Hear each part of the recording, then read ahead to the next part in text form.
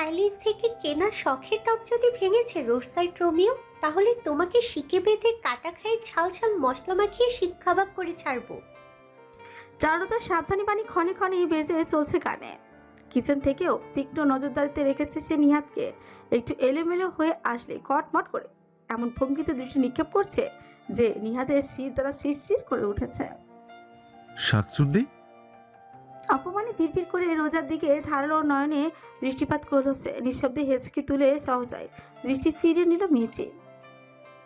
চারুলতার ফ্ল্যাটের ড্রয়িং রুমটা আসমানের পেন্ট হাউসের তুলনায় অনেকটাই ছোট, তবুও ঝকঝকে তকতকে ইন্টেরিয়র এবং পরিপাটি আসবাবের কারণে বেশ অভিজাত মনে হচ্ছে। মুখোমুখি রয়েছে সোফা সেট, মাঝখানে চিট টেবিল, একপাশে ফোল্ডএবল টিভি স্ট্যান্ড, অফ হোয়াইট বর্ণের পর্দা আবৃত কাচের দেয়াল জোড়ে উন্মুক্ত বাইরের শীতল হাওয়া এবং দিবাকরের চরচরে রশ্মি উভয় অবাধ চলাচল স্থান জুড়ে। একপাশে কাচের তাক, যাতে ইয়োগা ম্যাচ, ছোট আকৃতির ডাম্বেল সহ সবকিছু এক্সারসাইজ করার জন্য জিনিস। অপর পাশে কাচের দেয়ালে পৃথক করা কিচেনের এক প্রান্তে করিডোর, যাতে রয়েছে ভিন্ন রুমে যাওয়ার ব্যবস্থা। এই মুহূর্তে সোফায় আসমানের পাশাপাশি বসে আছে রোজা। তাদের ঠিক মুখোমুখি সদ্য ইতালি থেকে আগত বিলালুর রেমান গ্রুপ অফ ইন্ডাস্ট্রিজের প্রধান এবং আসমানের পিতা। একটি এমব্রয়ডারি করা সুতির ওড়না মাথায় তুলে রেখে বসে বসে নিজের কোলে রাখা হাতের আঙুলগুলোর দিকে তাকিয়ে আছে রোজা। কিছুক্ষণ আগেই বাইকে লিফট দিয়ে সাহায্য করা মানুষরা আদতে আসমানের বাবা এবং তার শ্বশুর হতে পারেন তা সে কল্পনাও করেনি। ওহ, পাতানো শ্বশুর! মনে মনে নিজেকে শুছড়ে নিল রোজা। বিলাল সোফায় গা এলিয়ে দিল, নিহাতের দিকে চেয়ে হাসছেন। নীল, অনেক হয়েছে। বেচারা না বুঝে একটু ভুল করে ফেলেছে আর কি, তার জন্য এমন কাকতারুয়ার করে রাখবে? ছেলে মানুষ, ছেড়ে দাও। কাকু, আপনি দরবেশের বংশধর, আমি শিওর। পা মেঝেতে রাখতে গিয়েও আসমানের দৃষ্টি নিক্ষেপ নিহাদের বুকের ভেতর থক করে উঠল। করুণ চোখে চাইল গুরুর দিকে, কিন্তু গুরুর পাথর হৃদয় গলানো পৃথিবীর অন্যতম জটিল কর্ম, সেটা তার থেকে ভালো কেউ অনুধাবন করতে সক্ষম না। আসমান বিলালের দিকে ফিরল, মৃদু কণ্ঠে জানালো, তোমার সঙ্গে বেয়াদবি করেছে, উপরন্তু কারো প্রয়োজনায় আমায় না জানিয়েই বাইরে গিয়েছে, শাস্তি প্রযোজ্য। আমার কি দোষ? তোমার বউই তো আমাকে। তুমি কি ফার্মের মুরগি? কষাই ডাকলেই জবাই হতে গলা পেতে দেবে? কাচুমাচু করে মুখ আপন মনেই কি যেন বিড়বিড় করতে থাকলো নিহাত। আসমান একটু মাথা ঘুরিয়ে রোজার দিকে তাকালো, তক্ষুনি নিজের দৃষ্টি লুকিয়ে ভিন্ন দিকে দৃষ্টিপাত করলো রোজা। সকলের জন্য ট্রেতে করে শরবত নিয়ে হাজির হলো চারুলতা। লোভাতুর দৃষ্টি নিক্ষেপ করে নিহাদের দিকে আর চোখে ভেংচি কেটে নিজের বাবার পাশ ঘেঁষে বসে পড়ল। মুহূর্তেই নিজের সন্তানকে বাহুডোরে আগলে নিলেন বিলাল, মাথায় স্নেহের চুমন এঁকে শুধলেন। How are you my baby? I missed you dad. না চাইতেও ত্রিশটির পানে একজুটিতে তাকিয়ে রইল রোজা। বাবা মেয়ের ভালোবাসা ঘন মুহূর্ত তার হৃদয়ে এক আবেগের সঞ্চার ঘটালো। তা নিজের বাবা মায়ের চেহারাও তার নয়নে কখনো ভাসে না। স্থির চিত্রের ন্যায় স্থবিরতা মন মরু জুড়ে। একটুখানি পরিবারের ভালোবাসার কাঙাল তার সমস্ত অস্তিত্ব। অজান্তেই চলচল করে উঠল দৃষ্টি, যা এড়ালো না কোনো ভাবুকতা। ঘন গভীর আড়ালে মৃদু হাসলেন বিলাল। তোমার নাম কি মামনি? হঠাৎ সম্বিত ফিরে পেয়ে দ্রুত কণ্ঠে রোজা জবাব দিল, জি, আরিয়া সুলতানা। বক্ষের এক পাশে চারুকে আঁকড়ে রেখে অপর পাশে বাহু বাড়িয়ে ধরলেন বিলাল। অমায়িকতার উদ্ভাসিত তার সমগ্র অবয়ব। বিস্মিত রোজা স্বয়ংক্রিয়ভাবে উঠে দাঁড়ালো, পায়ে পায়ে এগিয়ে গেল, দখল করে নিল বক্ষের অপর পাশ। স্নেহে চুমন লাভ করলো নিজের ললাটে। আমার ছেলেটা বেশি জ্বালাতন করে না তো তোমাকে? না চাইতো হাসি ফুটল রোজার অধরে। চপ করে গড়িয়ে পড়ল এক ফোঁটা অবাধ্য আবেগের অস্ত্র। নিজের মুখে পিতার সমতুল্য মানুষটিকে বক্ষে গুজে মাথা নাড়ল সে। লজ্জাবোধ কিংবা অনুভূতির তাড়নায় শব্দ নির্গত হলো না কণ্ঠ থেকে। মৃদু ধ্বনি তুলে হেসে বিলাস যুক্ত করলাম, নো টেনশন মামনি, আমি এসে গিয়েছি। তেরিবেরি করতে গেলেও একদম সোজা করে দেব। একটি নিঃশ্বাস ফেলে বুকে হাত ভাঁজ করে রেখে নিহাতের দিকে ফিরল আসমান। বেচারার করুণ দৃষ্টি লক্ষ্য করে পাল্টা ভ্রুকুটি করলো, তারপর নির্বিকার চেয়ে থাকলো বিপরীত দিকে সোফায়। বেলার নিচের পরনের প্যান্টের পকেট থেকে একটি বক্স বের করলেন, মেলে ধরলেন রোজার সামনে, যাতে শোভা পাচ্ছে স্বর্ণালী বর্ণের একটি ব্রেসলেট। বিহল রোজা রশির মশাইয়ের দিকে তাকাতে তিনি জানালেন, তোমাদের বিয়ের উপহার। আমি তো থাকতে পারিনি। প্রথমবার বউয়ের মুখ দেখলে নিশ্চয়ই তাকে কিছু দিতে হয়। না আঙ্কেল, আমি তো আপনার ছেলের সত্যিকারের বউ নই। বাক্যটি অনুচ্চারিত রয়ে গেল। আঙ্কেল কি বাবা হইত এখন তোমার?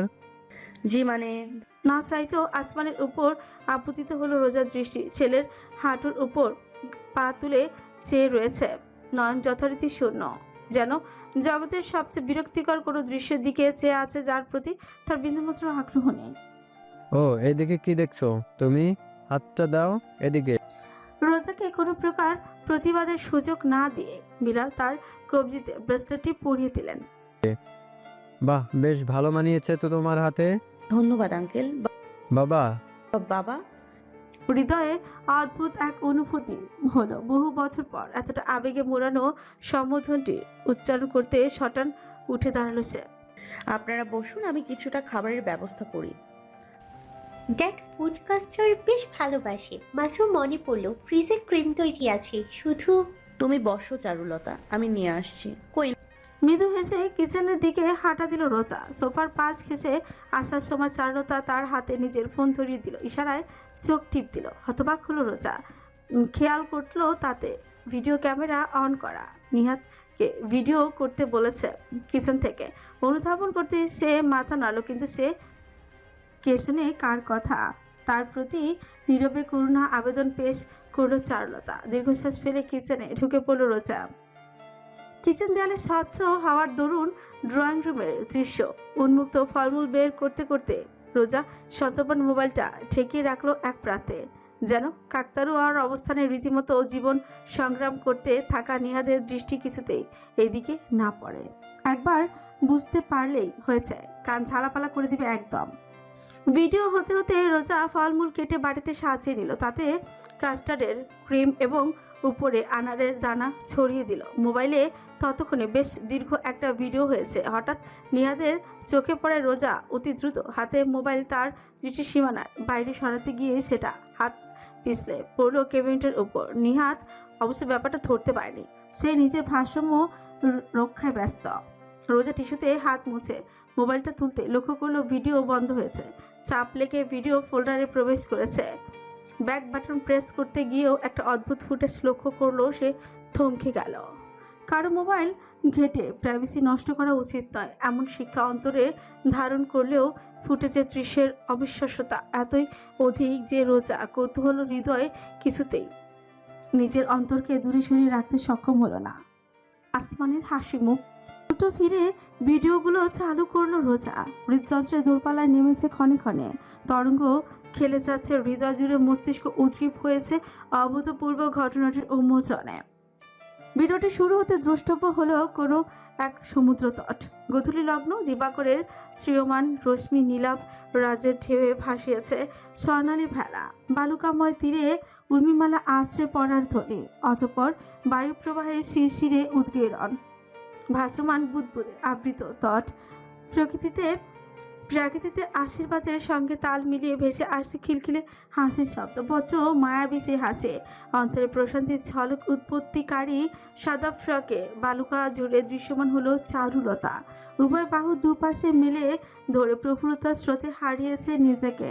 মসৃণ ঘন কালো চুলরাশি কোমর ছাড়িয়ে নেমেছে হাঁটু অবধি, দুলে বেড়াচ্ছে তা সবুজাব লতার ন্যায়। দৃশ্যটি এই পর্যন্ত ঠিক ছিল, যতক্ষণ না অদূরে হাতে বালুরাজে আগমন ঘটে রহস্যময় মানব আসমানের। কোথায় সেই গদর্জিত বিভীষিকা, কোথায় সেই কলঙ্ক? এ যেন এক ঘুমন্ত পরীর রাজপুত্র, তৃপ্তির ছোঁয়ায় উদ্ভাসিত তার দৈবিক অবয়ব। পরনে শুভ্র পোশাক, বায়ুর ঝাপটায় খেলে যাচ্ছে বস্ত্র, তাল মিলিয়েছে ঘন চুলের গুচ্ছ, এলোমেলো হয়ে আপতন ঘটেছে ললাটে, চোয়ালে ঝুলছে বিস্তৃত এক হাসি। অধর জোড়া মোড়ানো হৃদয় হরণিয়া হাসির মুক্ত ধারায় এগিয়ে আসছে সে ক্রমে, বালুকাময় স্নিগ্ধ পদক্ষেপের চিহ্ন ফেলে। নিজের হাতে মেলে ধরল চারুলতা। অতি যত্নে তা নিজের মুঠোয় আবদ্ধ করে নিল আসমান। এক মুহূর্তের জন্য তার উষ্ঠযুগল থেকে মুছে যায়নি হাসির বর্ষণ। দৃষ্টির নিগূঢ়তার মাঝে ভাসমান অনুভূতির তারকারাজি ঝলঝল করছে তা আপন উদ্ভাসে। চারুলতার কোমরে হাত জড়িয়ে তাকে শূন্যে তুলে নিল আসমান। পর মুহূর্তে ঘুরপাক খেতে থাকলো তরজুড়ে। হাসির কলতান জুড়ল এক ছন্দে, মিলিত হলো উভয়ের কপাল। মুহূর্ত জুড়ে আবেগ, অনুভূতি এবং ভালোবাসা। নিজের শরীরে জোর সম্পূর্ণ হারিয়ে ফেল রোজা। তার পদক্ষেপ টলে উঠল, ধাক্কা খেলো কেবিনেটে, থাপ্পাস করে মেঝেতে আছড়ে পড়লো একটি কাচের বাটি, ভেঙে চৌচির হয়ে প্রতিটি টুকরো ছড়িয়ে পড়লো এদিক সেদিক। একটি ছুটে এলো রোজার পায়ে, গেঁথে গেল অল্প গতিতে, চুইয়ে নামলো রক্ত, কিন্তু তাতে কোনো মনোযোগ নেই। হৃদয় আজ চোরমার ওই কাচের ন্যায়, মস্তিষ্ক বিলীন অনুভূতির দোলা চলে। নিজের দৃষ্টি আজ নিজের হয়েও যেন বিশ্বাসের উপযুক্ত। চিন্তাশক্তি লোপ পেয়েছে, বিদায় নিয়েছে আবেগও।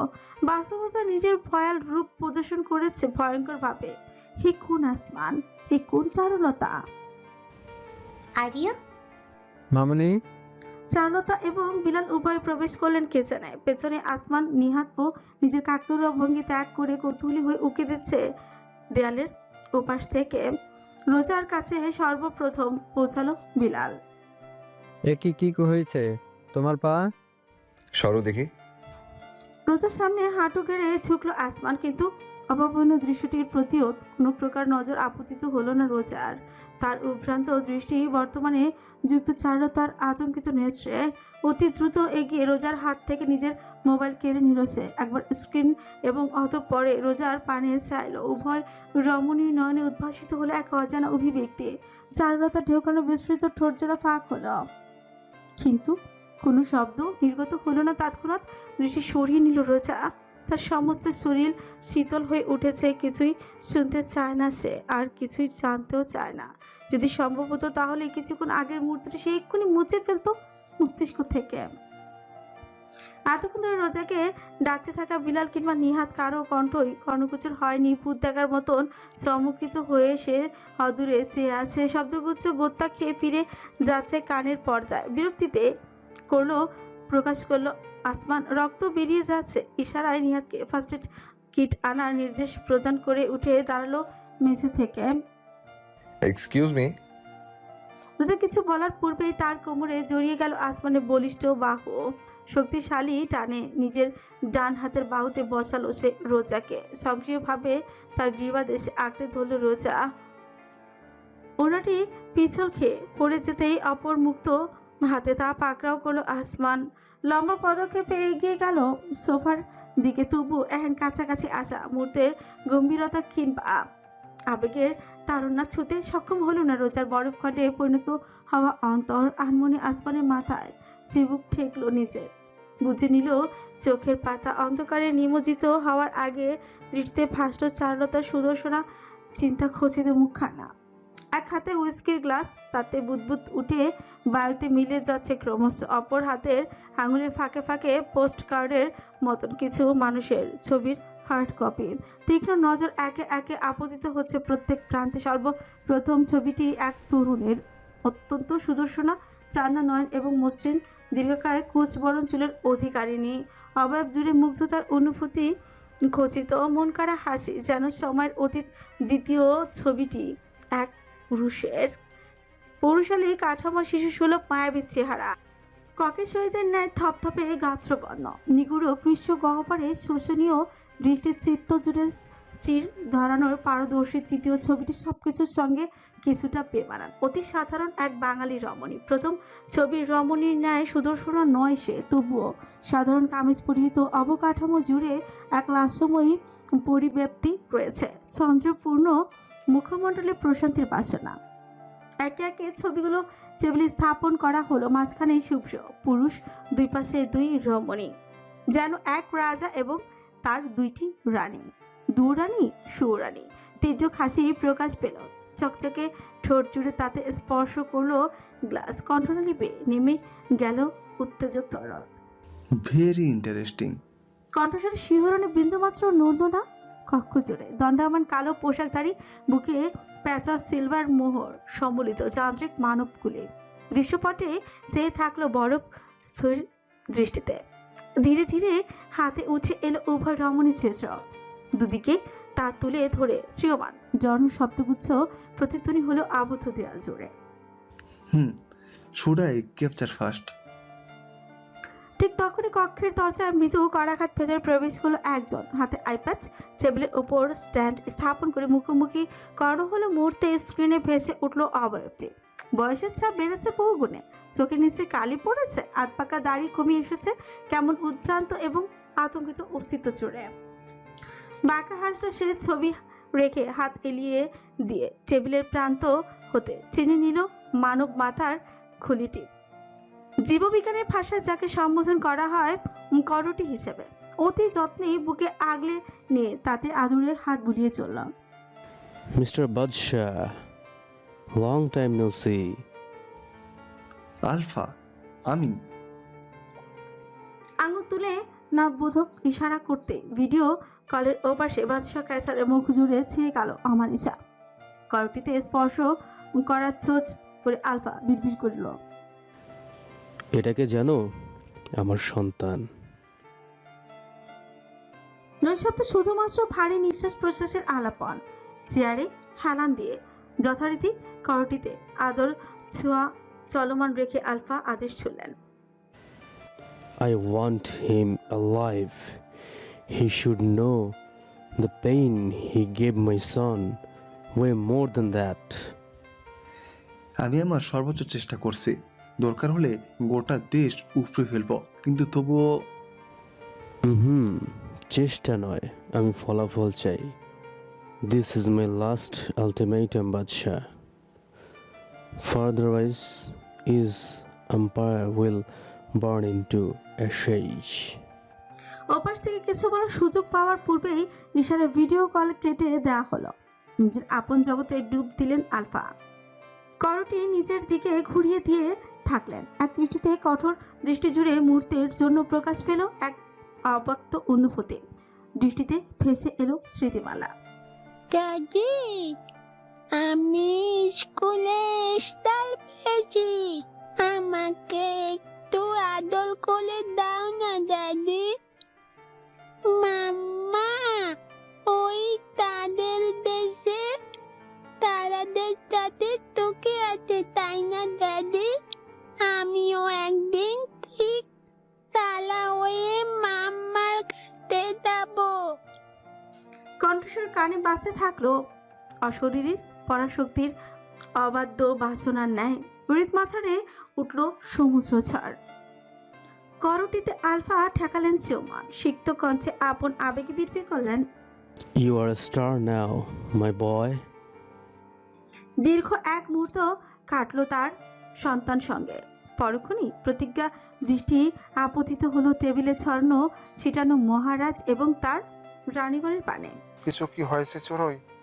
তোমাকে আজকে বেশ অন্যমনস্ক লাগছে। নিজের দাদুর কথা কল্পনা জগৎ থেকে বাস্তবে পদার্পণ করলো রোজা। দ্রুত মাথা ঝাঁকিয়ে বাটির স্যুপ তুলে ধরলো তার ঠোঁটে, জোরপূর্বক ফুটিয়ে তুলো স্নিগ্ধ এক হাসে। না তো, কিছু হয়নি। কি হবে আমার? জামাই কিছু বলেছে? ঝগড়া করেছো? কি যে বলো না দাদু, তোমার জামাই একটা হুতুম প্যাঁচা। ঝগড়াও করা যায় না শান্তি মতো, গাল ফুলিয়ে বসে থাকে। বারবার করে মিথ্যা বলতে অন্তরে পাচ্ছে রোজার, কিন্তু কিচ্ছু করার নেই। নিজের জীবনের অশুভ ছায়া তার দাদুকে ছুঁয়ে যাক, তা সে কোনোদিনও হতে দেবে না। মুচকি হাসলেন ইউনুস। লক্ষ্মী ছেলে হয়ে নিঃশেষ করলেন রাতের খাবার। তোমার হাতের জিনিসটা তো খুব সুন্দর। ব্রেসলেটের দিকে দৃষ্টিপাত হতেই রোজা সুকুচ গেল। উফ আঙ্কেল, না মানে বাবা দিয়েছেন। বিলাল রেমান আমাকে দেখতে এসেছিলেন আজকে সকালে, খুব ভালো মানুষ। হ্যাঁ, দাদু আমাকে খুব আদর করে, মামনি বলে ডাকে। সায় জানালো রোজা, দাদুকে শুয়ে দিল বিছানায়, তারপর কপালে ঠোঁট ছুঁয়ে বিড়বিড় করল, চিন্তা করো না দাদু, তোমার চিন্তার দিন শেষ। আমি খুব ভালো আছি, খুব সুখে আছি এই নতুন পরিবারে। এইটুকু নার্সের দিকে একবার তাকিয়ে দরজা খুলে রোজা বেরিয়ে গেল। তার চলার পথ দিকে তাকে হাসি ধরে রাখলেন ইউনুস। পরপরই তার কুঞ্চিত চেহারায় নেমে এলো অপূরণীয় এক আধার। কি চমৎকার মিথ্যে বলতে জানে তার চোরই।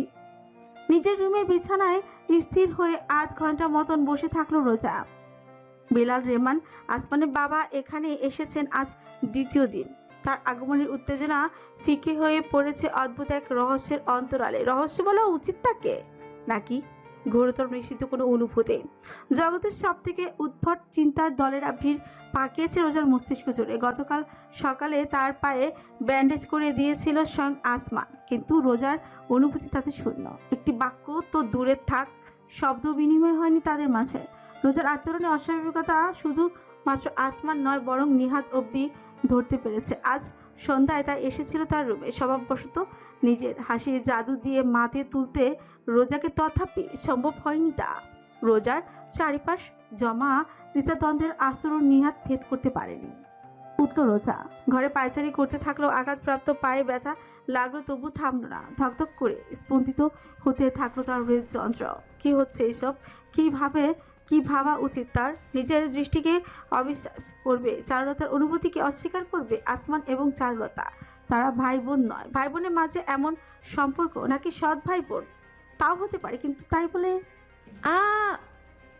দুই হাত কানে চেপে ধরে চিৎকার করে উঠল রোজা। পেন্ট হাউসে বেশিরভাগ রুম সাউন্ড প্রুফ, সেক্ষেত্রে তার আর্তনাদ বাইরে কারো কর্ণগোচর হওয়ার কথা নয়। সমস্ত শরীর ফ্রিগারের অনুভূতিতে কাঁপতে থাকলো। কি ধরে নিবে সে এই সম্পর্ককে? নিষিদ্ধ আকর্ষণ নাকি নিষিদ্ধ ভালোবাসা? তার চেয়েও বড় বিষয়, আসমানও ভালোবাসতে জানে। হুট করে হাসি পেল রোজা। নিজের অবস্থার প্রতি নিজের এক প্রকার কৌতুক প্রবণতা। কি দুর্বল সে! কিসের প্রতি দুর্বল হয়েছে? কেন এতটা আহাম্মক মনে হচ্ছে নিজেকে? পৃথিবীর সর্বশ্রেষ্ঠ গাধি তুই রোজা। নিজেকে নিজে থমকালো। পাতানো বইয়ের মতন পাতানো বনের ব্যাপারটা তার মস্তিষ্কে এর আগে আসেনি কেন? কিসের প্রলেপ পড়েছিল তাতে? অন্ধবিশ্বাসের প্রলেপ? এক দানবকে বিশ্বাস করেছিল সে? হাস্যকর। টিকতে পারল না রোজা। এই আবদ্ধ অভিজাতে মুহূর্ত বাস সম্ভব নয়। মুক্ত বায়ু প্রয়োজন।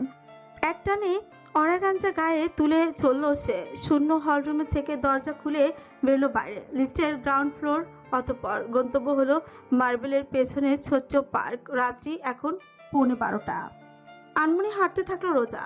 কাটানো দিনগুলোতে পরিচিত হয়ে আসা অভিজাত তল্লাট তাকে মুগ্ধ করলো না, যেমন করলো না তারকারাজি খচিত বিস্তৃত আকাশ।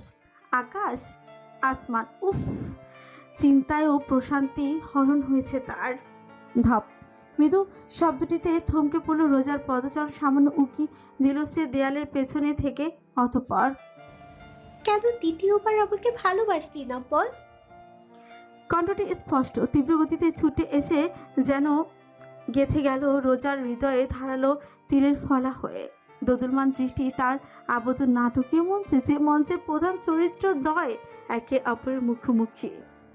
বুকে দুহাত ঠেকিয়ে দেয়ালের সঙ্গে আসমানকে চেপে ধরেছে চারুলতা। টানা টানা নয়নজোড়া তার সিক্ত আবেগে উপচে পড়ছে অশ্রু দানা হয়ে। অপরদিকে নির্বিকার আসমান তাকে এড়িয়ে চেয়ে আছে সুদূর পানে। মৃদু কণ্ঠস্বর উত্তেজনার গাঢ়ত্বে যোগ করলো নতুন মাত্রা। ডোন্ট চারু, বাবা এসেছে। কেন আসমান, কেন? আসমানের বুকে মাথা ঠেকালো চারুলতা। পিঠ ভাসানো চুলরাশি ছড়িয়ে পড়লো তার আশেপাশে। আসমান নীলাদ্রির নীল নয়, কি নিদারুণ রঙ্গমঞ্চ! আলতো করে চারুলতার বাহু স্পর্শ করলো আসমান। আমাকে ভালোবাসা পাপ। এক ঝটকা চারুলতাকে দূরে সরিয়ে দিল বলিষ্ঠ হাত যুগল। দেয়াল ছেড়ে শটান খুলল। এক পদক্ষেপ অগ্রসর হতেই ক্লাইম্যাক্স মোকাবেলায় থমকে পড়ল পথ যুগল। অনুভূতিহীনতার অপর পারে দণ্ডায়মান বর্তমান। বিন্দুমাত্র অশ্রু জমল না রোজা নয়নে। স্থির তাকিয়ে সে। নিটল নির্ভার পর্বত হয়ে পরনের ওড়নাটা উড়ছে বায়ুতে, যেন শৃঙ্খল মুক্ত করে ছুটে যেতে চাইছে অবাধে। আরিয়া, নিজের অশ্রু মুছতে মুছতে সপ্রভেদ দৃষ্টিতে তাকালো চারুলতা। নিজের জায়গায় স্থির সে অমূল্য ভাস্কর্যের মতন। তুমি ঠিকই বলেছিলে আসমান, অনুভূতি বড্ড বেহায়া। রোজার দৃঢ় বক্তব্যে এক নিঃশ্বাস ফেলল আসমান, কপালে ঠেকালো নিজের হাত। শুভরাত্রি। রঙ্গমঞ্চের সমাপ্তি, রোজার প্রস্থান তাকে আটকালো না আসমান। ওই একই ভঙ্গিতে দাঁড়িয়ে নির্বিকার চেয়ে থাকলো বায়ুতে দুলতে থাকা ওনার দিকে। তুই একটা মেশিন আসমান, হৃদয় ভাঙার মেশিন। চারুলতার কাঁধে জোর ধাক্কায়ও টলানো অনুভূতি শূন্য হিমালয়। মাসের শেষ প্রায়, হাতে টাকা কম, মায়ের ডায়াবেটিসের ওষুধ কিনতে হবে, ছোট বোনের আগামী মাসের পরীক্ষা, তার ফিও দিতে হবে। কিভাবে এত কিছু হবে? বাসা ভাড়া মাথায় খড়াকের মতন ঝুলছে। এমন শত সহস্র চিন্তা মস্তিষ্কে প্রশান্তি দিচ্ছে না। দুশ্চিন্তা নাস্তানাবুদ হয়ে দোকানের সাথে লাগোয়া ছোট্ট ঘটা চৌকিতে শরীর ঠেকিয়ে মামুন ফেটে চৌচির হয়ে আসা ফোনের স্ক্রিনের সময় দেখল রাত 1:02। একসময় অবাধ্য মস্তিষ্কেও মিয়ে এলো নিদ্রার আভাসে, স্থবির হয়ে এলো শরীর, ক্লান্তিতে শ্রিয়মান প্রতিটি দেহকোষ। পরের দিনে সংগ্রামের জন্য শক্তি সঞ্চয় প্রয়োজন। থাম থাম থাম। ধাতব শাটারে জোরে জোরে আঘাত শব্দে ধরফর করে উঠে বসলো মামুন। আত্মারাম খাঁচা ছাড়া হওয়া জোগাড়, এ কি অশরীরী ভরগুলো নাকি? এক লাফে বিছানা ছেড়ে দরজাটা ছেলে লুঙ্গির প্যাচ দিয়ে হুঙ্কার ছাড়লো সে। কোন জানোয়ার এই ব্যাগকালে? একটা চটকানা দিব মামুন না। দোকানের বন্ধ শাটারের সামনে দাঁড়িয়ে থাকা মানুষটাকে দেখে মাথায় হাত পড়লো মামুনের। মুখ হাঁ হয়ে গেল ইঞ্চি কয়েক। আরে নিহাত ভাই, আপনি? ওই ওই, রাত 2টা কোনো রাত হলো? এত ঘুম কিসের তোর? দোকান বন্ধ কেন? মামুনের স্যান্ডো গেঞ্জি টেনে ধরল নিহাত। তার তীক্ষ্ণ দৃষ্টি শরীরে শিহরণ খেলিয়ে দিল, যেন বোঝা গেল তাতে তেতে আছে সে। নইলে রাত 2টায় যে ভোর রাত, সে কেই বা না বুঝবে। ছেলেটাকে খাটিয়ে কাজ নেই। মামুন দ্রুত মুখে ডোলে নিদ্রা দূর করলাম। কি লাগবো ভাই, কন শুধু? আমারে কয়েক বালতি রং দে, কালো লাল সাদা। এত রাতে রং দিয়ে কি কাজ তা জিজ্ঞেস করে নিহাতের পর্বতসম মেজাজ আরও চড়িয়ে দেওয়ার দুঃসাহস না করাই শ্রেয়। ঘর থেকে চাবি এনে শাটারের তালা খুলল মামুন। গভীর রাত্রি নৈশব্দ চিরে জং ধরা শাটারের গড়গড় আওয়াজ প্রতিধ্বনিত হলো। ভেতরে ঢুকে রঙের বালতি প্যাকেট করতে ঢাকলো সে। খালা কেমন আছে? এই তো আল্লাহ রাখছে ভাই, মোটামুটি। পুষ্পিতে কি সায়েন্স নাকি আর্টস?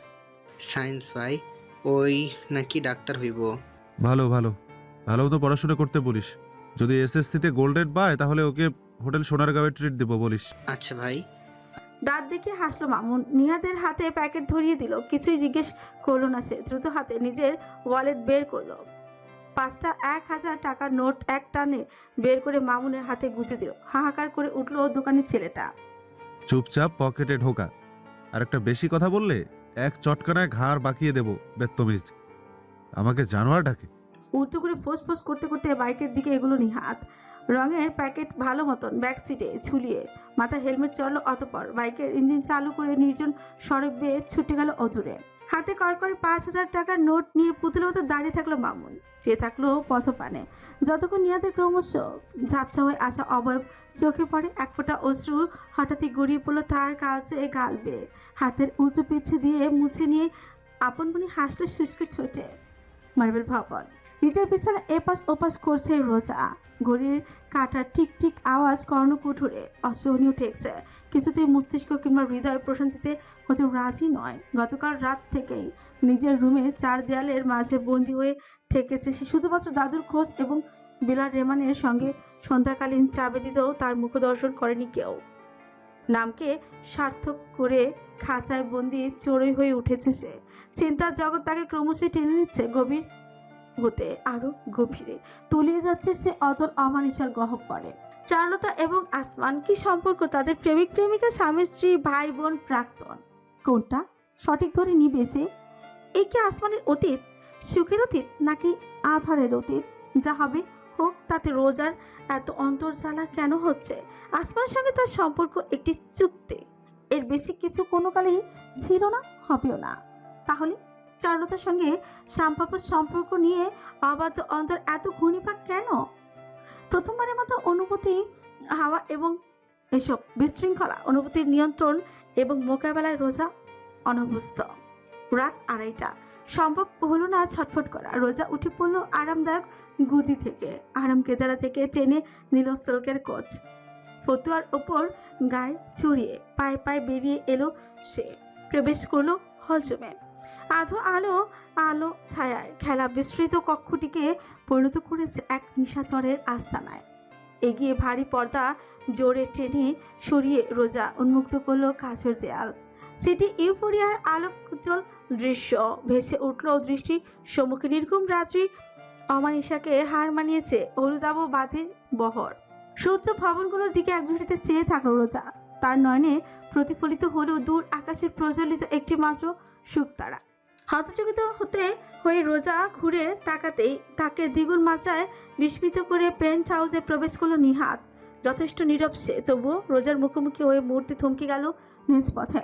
এক হাতে হেলমেট, অপর হাতে বড়সড় একটি প্যাকেট। সন্দিগ্ধ দৃষ্টিতে চেয়ে থাকলো রোজা।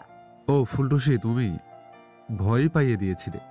কোথায় গিয়েছিলে নেহাত? স্থির কণ্ঠের প্রশ্নে নিহাত ইতস্তত করতে আরম্ভ করলো। ওই না মানে আমি কিছু জিজ্ঞেস করেছি। কি ব্যাপার? জেরা কেন করছো? দারোগা নাকি তুমি? রোজা কয়েক পা এগিয়ে কঠোর কিছু উচ্চারণ করতে যাচ্ছিল, কিন্তু এর আগেই মৃদু পদশব্দ নীরবতা ছেদ ঘটালো। নিহাত এবং রোজা উভয়ই মুখ তুলে চাইল। সিঁড়ি বেয়ে দ্রুত নেমে আসছে আসমান, যেন কি এক তারা আছে তার পরিধানে। হাতাবিহীন কালো টি শার্ট এবং ট্রাউজার, পাও একদম খালি, মুখে যথারীতি মাস্ক। খানিকটা উদ্ভ্রান্ত দেখালো তাকে। গতকালের পর একবারও আসমানের মুখোমুখি হয়নি রোজা। এক কথায় এড়িয়ে গিয়েছে আজ। এমন সময় তাকে দেখে বুকের ভেতর কেমন একটা অনুভব করলো সে, নিজেই বুঝতে উঠতে পারল না। আসমান ক্ষিপ্র গতিতে এসে নিহাতের হাত থেকে প্যাকেটটা এক প্রকার ছিনিয়ে নিল। একটা শব্দ উচ্চারণ করলো না, যেমন করলো না কারো প্রতি দৃষ্টিপাত। বিধ্বংসী এক রূপে হন হন করে এগুলো সিঁড়ি বেয়ে পুনরায় উঠে গেল ওপরে। তার এক আগ্রাসী আচরণে রোজা স্তব্ধ হয়ে থাকলো। নিহাতের দীর্ঘশ্বাস তাকে বাস্তবতায় ফিরিয়ে আনলো। ব্যাপার নেহাত? আজ 19 তারিখ। সবসময় প্রফুল্ল থাকা নিহাতের ছায়ায় আবৃত চেহারা এবং খাপছাড়া উত্তর রোজাকে ভরকে দিল। ভীষণভাবে মাথা কাত করে প্রশ্ন ছিল সে। তো আজ কি কোনো বিশেষ দিন? বিশেষভাবে রাগ প্রকাশের দিন? হাসল নিহাত, কিন্তু তার হাসির আড়ালে লুকায়িত হাহাকারটুকু রমণীর দৃষ্টি ছুট হলো না। নিজের দৃষ্টি এড়িয়ে বুকে হাত ভাঁজ করে নিহাত অস্বাভাবিক শান্ত কঞ্চে ফিরফির করল। 21শে সেপ্টেম্বর আসন্ন, চিন্তা করো না। আসমান ভাইয়ের এই সময়ে এমন উগ্র আচরণ অস্বাভাবিক নয়। এত হেয়ালি করছো কেন? 21 সেপ্টেম্বর কি? উত্তর করলো না নিহাত। উল্টো ঘুরে দরজা খুলে বাইরে পা রাখলো। আমি একটু বাহির থেকে বাতাস খেয়ে আসি। ক্লিক। পুনরায় বন্ধ হয়ে গেল দরজায়। স্থবির হয়ে রইল রোজা। গুনে গুনে মিনিট দুয়েক কপালে হাত থেকে একটি দীর্ঘশ্বাস ফেলে সে চলল নিজের রুমের দিকে। কিছুক্ষণ পরে আবিষ্কার করলো তার গন্তব্য নিজের অজান্তেই পরিবর্তিত হয়েছে। সে উঠে যাচ্ছে দোতলা দানবটির আস্তানায়। আসমানের রুমের কাছাকাছি এসে যেন সম্বিত ফিরল রোজার। এ কি করছে সে? কেন করছে? কার জন্য করছে? কিংবা কোন উদ্দেশ্যে করছে? ঘাট হয়েছে তার। উল্টো ঘুরে চলে যেতে নিল আহামক হৃদয়। বাদ সাধলো মস্তিষ্কে, শাসালো তীব্র সুরে।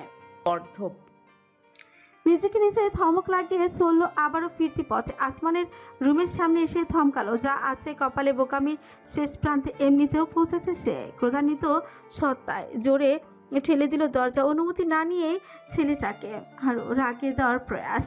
তথাপি দরজা খুলে দৃশ্যপট উন্মুক্ত হতে রোজা নিজের জায়গায় পাথর হয়ে গেল। আসমানের রুমের এক পাশে দেয়ালে রঙে রঞ্জিত তরল সাদা রং চুয়ে চুয়ে পড়ছে মেঝেতে। মেঝেতে গড়াগড়ি খাচ্ছে রঙের বালতি। বিশাল দেয়ালে ক্যানভাসের সামনে দণ্ডায়মান আসমান, যার কালো পোশাক জুড়ে রঙের ছোপ ছোপ দাগ। রোজা এসেছে সেটি সে খেয়ালই করেনি, কিংবা খেয়াল করলো নজর দেওয়ার প্রয়োজন বোধ করেনি। মেঝেতে রাখা রঙের একটি বালতি তুলে সজোরে ছুড়ে দিল দেয়ালে। আঘাতে তোড়ে পাত্রটি ভেঙে ছিটকে গেল চারিপাশে। ছিটকে ছিটকে গেল লাল রং। চারিপাশে আসমান ঊর্ধ্বাঙ্গ আবৃত করলো রঙিন আবহে। কোনো চিন্তা নেই তার, নেই ন্যূনতম অনুভূতি। নিজের দুই হাত কালো রঙের বালতিতে চুপিয়ে তুলে নিল আসমান, ছুঁয়ে দিল দেয়ালে। অপটু হাতে অদ্ভুতের চেষ্টায় ধীরে ধীরে ফুটে উঠতে থাকলো এক নারীর মুখায়ব।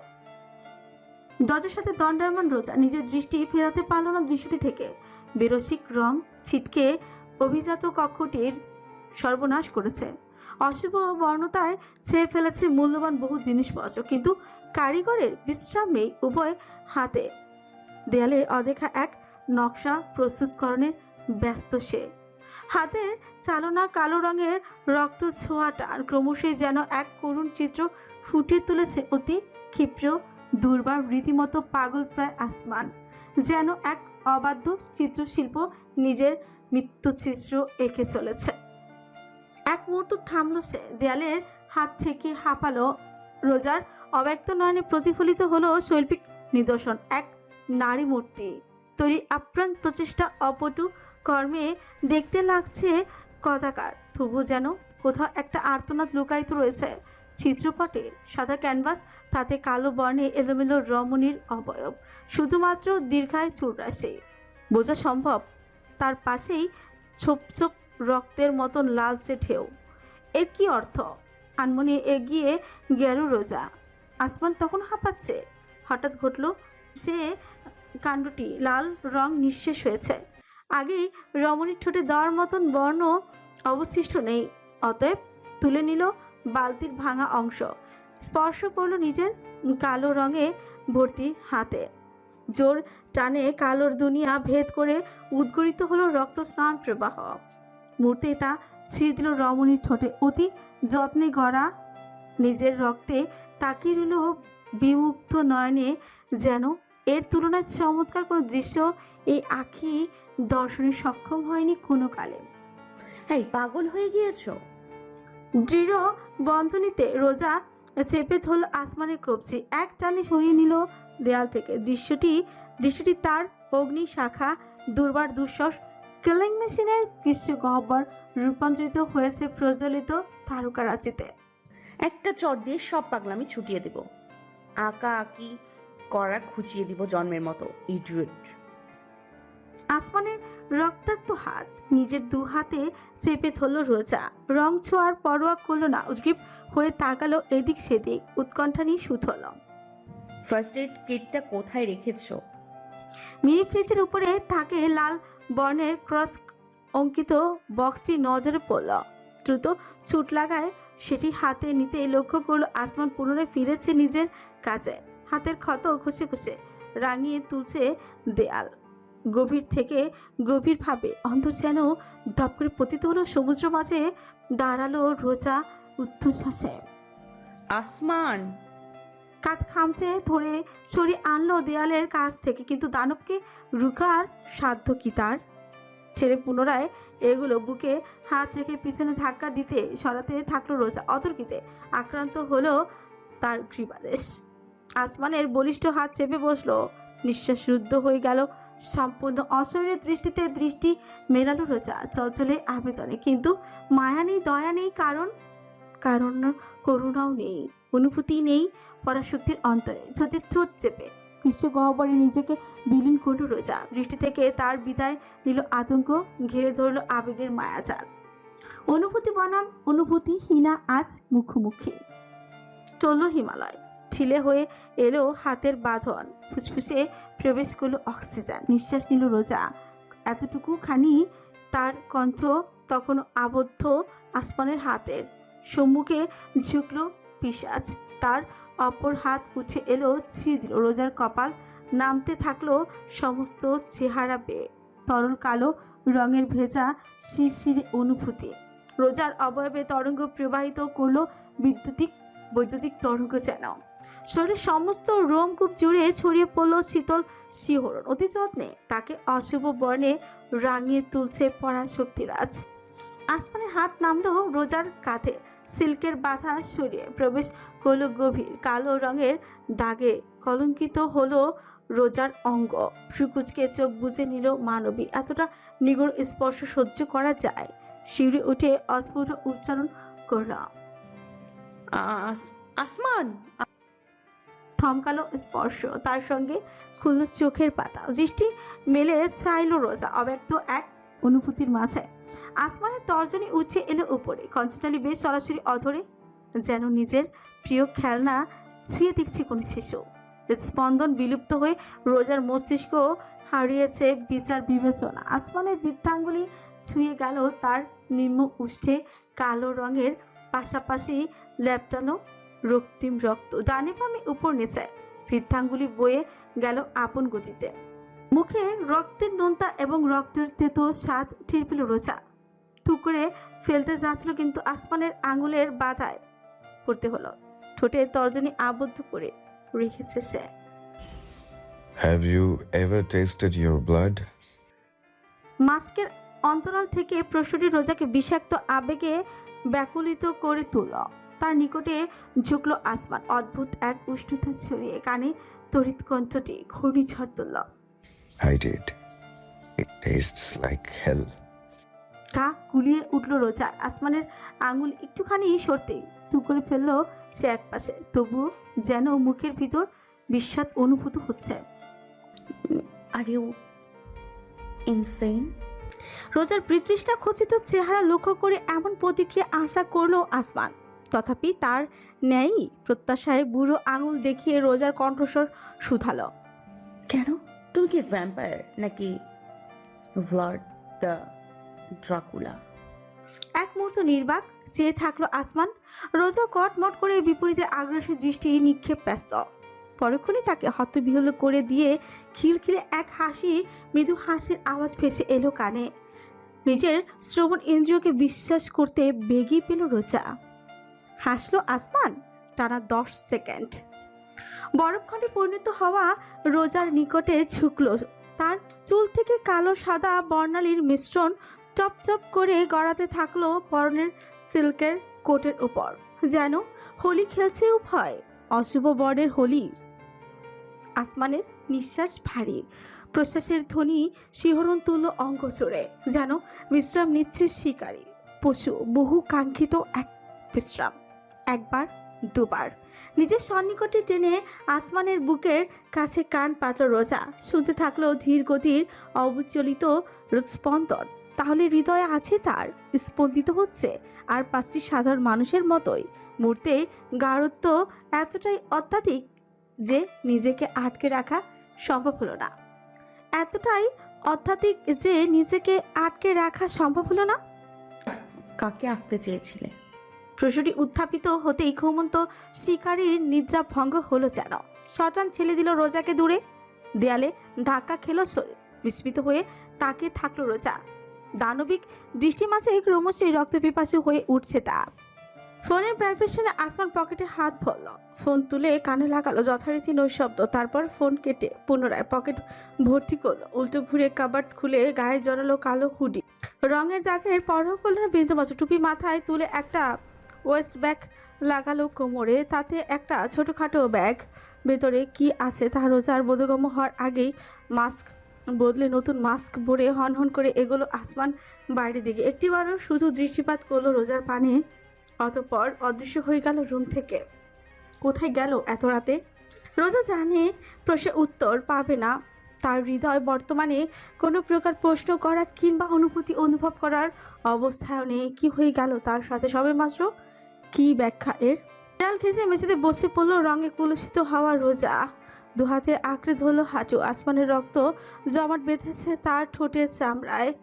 অদ্ভুত এক শূন্যতা অন্তর জুড়ে আপনি রোজার দৃষ্টি আপতিত হলো দেয়ালে, যে দেয়াল জুড়ে অঙ্কিত রয়েছে শুধু হাহাকার এবং যন্ত্রণা। ভোরের চিমচিমে আভায় উদ্ভাসিত বুড়িগঙ্গার তট, পচা পানির গন্ধ গায়ে জ্বালা ধরালেও প্রভাতকাল এখানে অতি প্রাকৃতিক। কালো জলে স্বর্ণালী দৃপ্তির ছোঁয়া বড়ই হৃদয় হরণিয়া।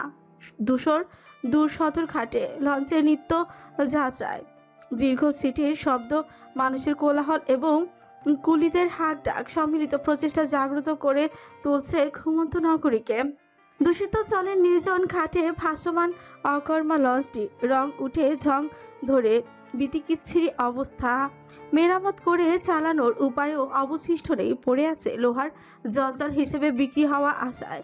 যদিও এখনও ভাসছে নদীর জলেই, প্রভাতী বায়ুতে এদিক সেদিক দুলছে ক্ষণে ক্ষণে। লঞ্চের ছাদের চিমনিতে শিকলে আবদ্ধ রায়হান, বেধড়ক পিটুনিতে অবস্থা কাহিল। শরীরে ছাড়ানোর শক্তিটুকুও যেন নেই। কারা হামলা করেছিল তার উপর? ওই মাঙ্গের নাতি আশিক। একবার শুধু পাক বাপ মা তাকে ভাজাক, তারপর ইচ্ছে হচ্ছে ওই আশিকের 14 গোষ্ঠী খালাস করে দেবে, বংশ হবে নির্বংশ। অলস মস্তিষ্ক তার শয়তানের কারখানাই হয়ে থাকলো যতক্ষণ না মিটমিটে আলোয় ছাদে কাউকে উঠে আসতে দেখল। আগে করে কালো পোশাকে মোড়ানো এক সত্তা প্যান্টের পকেটে হাত চুকিয়ে এগিয়ে আসছে ধীর গতিতে। লোহার মেঝেতে তার ভারী বুট জুতার শব্দ তুলছে। না চাইতো এক শিহরণ অনুভূতি হলো রায়হানের এই অস্তিত্বের এক অশরীর প্রভাব রয়েছে। কে তুই? প্রশ্নের উত্তর প্রদানে অনাগ্রহী সত্তা উবু হয়ে বসলো রায়হানের সামনে। তুই যে হোস না কেন, একদম কিন্তু শেষ যাই না রাখিস। আমার মায় খাদ্যমন্ত্রী আর বাপ। জানতে চেয়েছি। কণ্ঠটি এতটাই গভীর যে রায়হানের ভেতরের শব্দগুলো যেন জট পাকিয়ে গেল। পকেট থেকে হাত বের করলো সে, তাতে একটি ধারালো চাপাতি গলা শুকিয়ে এলো রায়হানের। নিজের শনি নিজে ডাইগা আনিস না। স্বরাষ্ট্রমন্ত্রী কিন্তু আমার দুঃসম্পর্কের খালু লাগে। বাপ, চাচা, নানা, খালা, দাদা, 36 গোষ্ঠীর গৌরব ছাড়া নিজের কিছু থাকলে বলো। থতমত খেয়ে গেল রায়হান। এ কেমন বান্দা, কি বলবে একে? ভয় ডর কিছু কি আদতে নেই এর? অবশ্য নেই, থাকলে নিশ্চয়ই। ভাবনা সমাপ্তির আগেই আত্মচিৎকার বেরিয়ে এলো কণ্ঠ থেকে। মুহূর্তেই আবদ্ধ হলো তার মুখ, গুজে দেওয়া হলো ভারী কাপড়। শুধু গোগানি বদ্ধ উম্মাদের পাল্লায় পড়েছে রায়হান। উম্মাদ নয়, সংবৃত্তদূত। যত্নে কাজটা করছে, টুকরোগুলো ছড়িয়ে ছিটিয়ে ফেলছে। প্রভাতের কাকের দল দূরে টুকরে টুকরে আস্বাদন করছে তা। দৃশ্যটি লক্ষ্য করে গা গুলিয়ে উঠল রায়হানের। শারীরিক যন্ত্রণার কোথায় সে জানে না, শুধুমাত্র দেখতে পাচ্ছে রক্তের সাগর। রায়হানের সমস্ত ক্ষতবিক্ষত করতে তুলল 1 ঘন্টা ব্যয় করে। ততক্ষণে তেজস্বী দিবাকর নিজের চোখ রাঙানি দেখাতে শুরু করেছে। কাঁপছে সমস্ত শরীর, নরক যন্ত্রণা একটুও যথেষ্ট নয় এইটুকু রক্তাক্ত চিত্রকর্ম রচয়িতর জন্য। পকেট থেকে বের করলো একটি কৌটো, মরিচের মাথায় ঢেলে দিল। একটি কাটা খায় নুনের ছিটা, প্রবাদের বাস্তব প্রতিফলন। রায়হানের অমানসিক গোঙানির আজ একটাই অর্থ, সৃষ্টিকর্তা যেন তাকে মৃত্যুতে অতি শীঘ্রই। খালি কৌটো ফেলে হাত ঝাড়া দিল সে। তাকালো আকাশের দিকে, যেথায় উদিত হয়েছে রবি। বিড়বিড় করল, বারবিকিউ হতে আর বেশি দেরি নেই। রায়হানের অশ্রুসিক্ত দৃষ্টি আকতি, আর্তনাদ কিংবা হাহাকার বিন্দুমাত্র টলাতে সক্ষম হলো না তাকে। নিজের কাজের প্রতি সন্তুষ্ট হয়ে প্রাণ ভরে আহত দেহাংশ অবলোকন করলো সে। তার নয়নজনে প্রকাশ পেল তৃপ্তি। খোদা যেন তোকে অতি ধীর মৃত্যু দান করেন। No pain and accept pain. এতটুকুই। উল্টো খুলল সে। রক্তাক্ত গ্লাভস টেনে খুলে পকেটে ভরল চাপাতি, ছুঁড়ে ফেলো বুড়িগঙ্গার জলে। অতঃপর নেমে গেল সিঁড়ি বেয়ে। একবারও তাকালো না পিছন ফিরে। নিথর চেয়ে থাকলো রায়হান। ক্রমেই চরচর করে জ্বালা উঠেছে সর্বাঙ্গে। তার দৃষ্টি আপজিত দূরে, যেখানে খুবলে খুবলে শরীরের চামড়া খাচ্ছে আবর্জনার পাখিরা। কি তার অপরাধ? কে এই নরপিশাচ?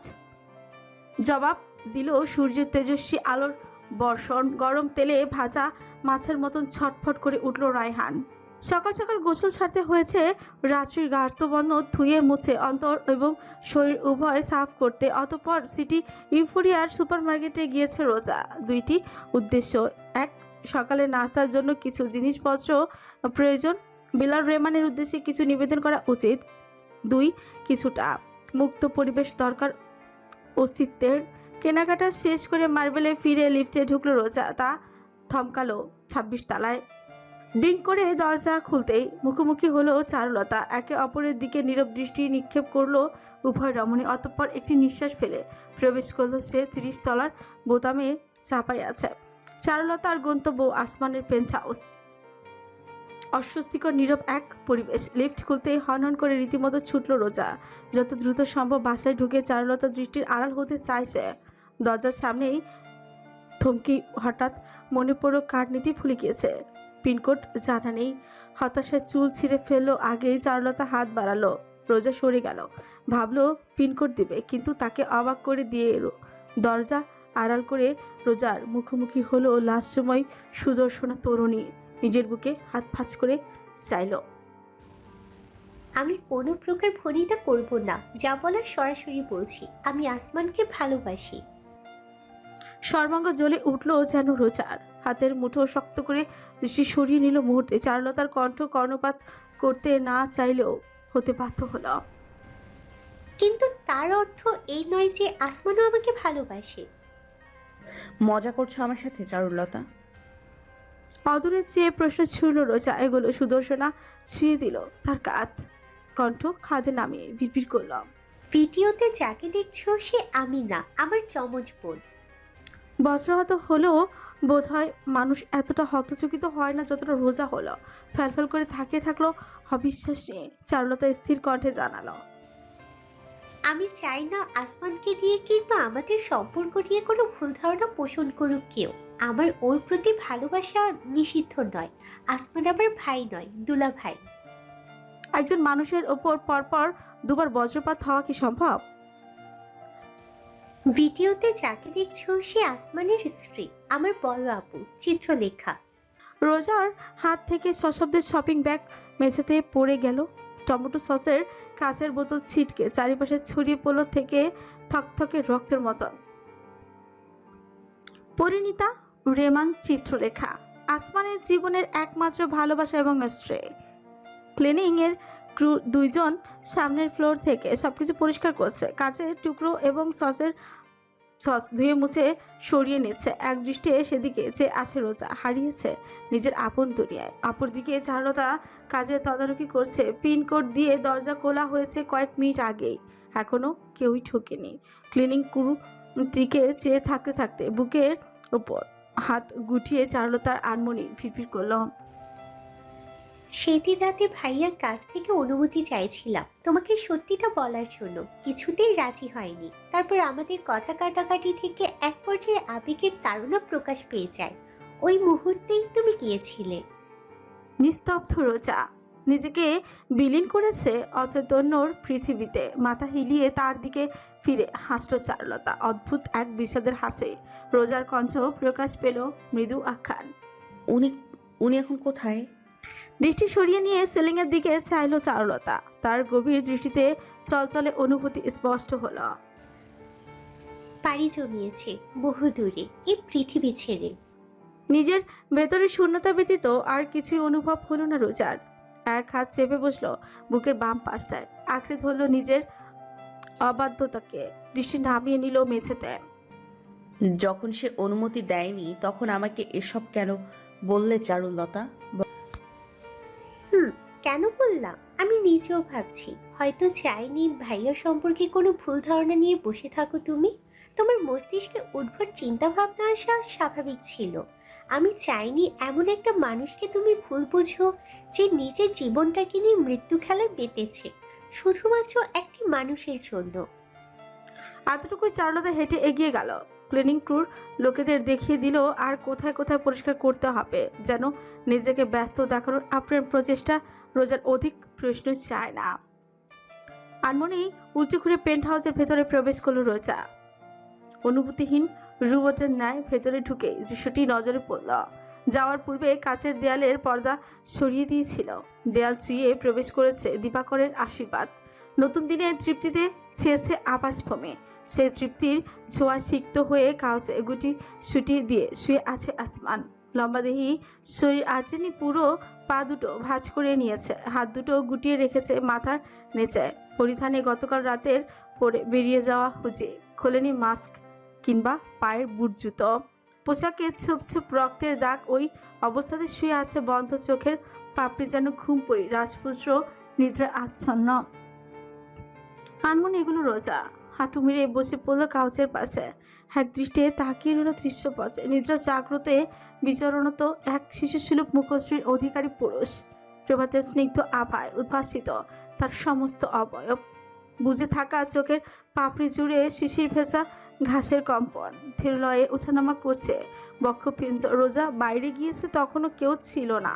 হয়তো ফিরেছে কিছুক্ষণ আগে। নিজের রুম পর্যন্ত যাওয়ার প্রয়োজনটুকু অনুভব করেনি। এখানেই বিলিয়েছে নিজেকে। এতটাই ক্লান্ত ছিল সে, নাকি হতাশাগ্রস্ত? যন্ত্রণা গাঢ়ত্ব কেড়ে নিয়েছে সকল মানবিক অনুভূতি। এত যন্ত্রণা কিসের তার? চিত্রলেখাকে হারানোর কোন উত্তর পেল রোজা নিজের হৃদয় নিকট। বুকের ভেতরটা কেমন যেন করে উঠল। কি হলো রোজা? বলতেও পারবে না। নিজের কম্পিত হাত এগিয়ে দিল, আঙুল ছুঁয়ে দিল আসমানের কপালে। ছড়িয়ে ছিটিয়ে থাকা এলোমেলো রং মিশ্রিত কেশগুচ্ছ গুছিয়ে তুলল। হালকা নড়ে চড়ে করে উঠল আসমান। বন্ধ চোখের পাতা কেঁপে উঠলেও দৃষ্টি মেলালো না। ঘন ফিউচারা কুচকে গেল শুধু। তৎক্ষণাৎ নিজের হাত ছড়িয়ে নিল রোজা। উঠে গেল নিজের রুম থেকে একটি ধূসর চাদর এনে ঠেকে দিল আসমানের বুক পর্যন্ত। আলতো টানে খুলে নিতে থাকলো পায়ের বুট জোড়া। সিঁড়ির ধাপ পেরিয়ে নিচে নামতে নামতে দৃশ্যটির দিকে তাকালেন বেলাল। কিছুই উচ্চারণ করলেন না। নিঃশব্দে রোজার পেছনে গিয়ে দাঁড়িয়ে থাকলেন। পর্যবেক্ষণ করে গেলেন যত্নের সাথে করা মেয়েটির প্রতিটি কাজ। গোফের আড়ালে কিঞ্চিৎ হাসির রেখা প্রকাশ পেল তার। জুতো খুলে আস্তে করে পেছনে ঘুরতে রোজা তাকে দেখে চমকে উঠল। আলতো কঞ্চে বলল, বাবা বাবা। রাতে বেরিয়েছিলে বাইরে, তাই না? দৃষ্টি নত করে নিঃশব্দে ছায় জানালো। বিলাল একটি নিঃশব্দ নিঃশ্বাস ফেলে বাইরের দিকে চাইলেন। ওর রুমের অবস্থা দেখে এসেছি একটু আগে। নীরব রোজা। উত্তর করা উচিত কিনা বুঝতে পারল না। এক হাতে অপর বাহু ধীরে ধীরে ঘষতে থাকলো অস্বস্তিতে। কিছু মনে করো না, আমার ছেলেটা একটু আবেগী। আমার ছেলে?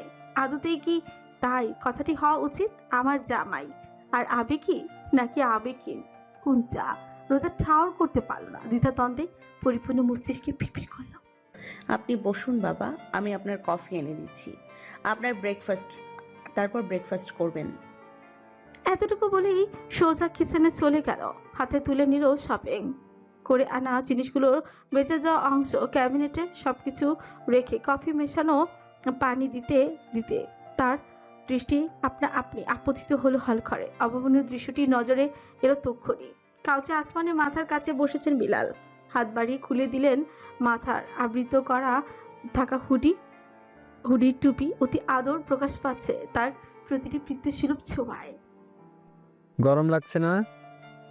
মৃদু কণ্ঠে প্রশ্ন ছুড়তে মিটমিট করে চাইল আসমান। এক নজর ঘোলাটে নিদ্রাচ্ছন্ন দৃষ্টিতে তাকিয়ে রইল বিলালের মুখপানে। পর মুহূর্তে কোনো ভর দিয়ে নিজের শরীর টেনে নিল, মাথা রাখলো পিতার কোলে। চোখ বুঝলো পুনরায়। বিস্তৃত এক হাসির ধারা ছুঁয়ে গেল বিলালের অধরে।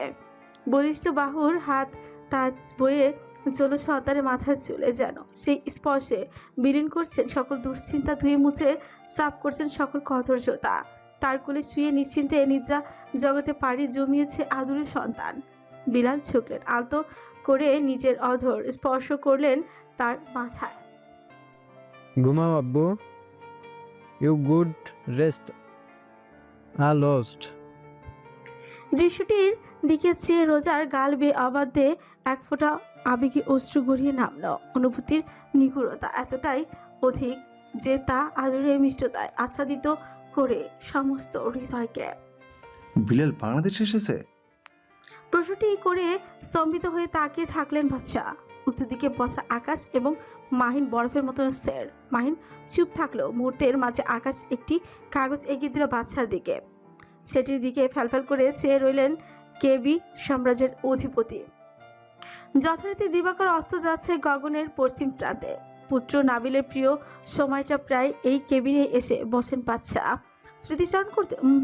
নিজের হৃদয়কে বারংবার মনে করিয়ে দিতে যে ঝড় আসন্ন, সেই ঝড় তটে আসে পড়ার পূর্বেই ঝড়কে আয়ত্তে আনতে হবে, অন্যথায় রচিত হবে ধ্বংসের মহাকাব্য।